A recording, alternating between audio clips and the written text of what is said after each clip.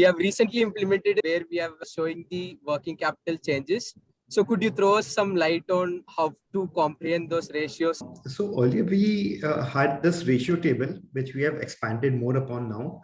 And the reason for doing this is I think the working capital ratios are something very important. And this gives a comprehensive view to a user as to how the ratios are changing over the years.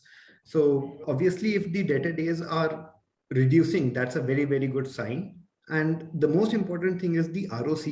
So generally people want to have a look at the ROC for a very long period of time, how the ROC has behaved over a 10-year period and for individual years rather than a number which is very recent.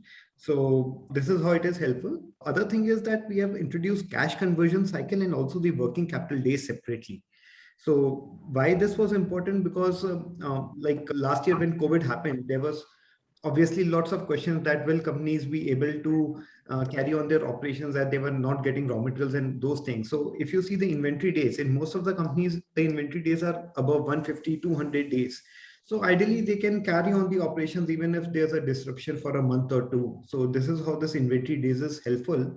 But overall, the most important number is the net working capital days. If this is a reasonable number, it is not getting over the board, then that's something very good. Right. Any other examples where you can see these numbers are deteriorating and how to interpret them? Yeah, so many often what we see in companies is especially, government related companies. Like there's this company which is supplying things to government, and many often we see delays happening on the receivables, or many often the debtor days are absolute number is so high above 250, 300 that you're getting paid.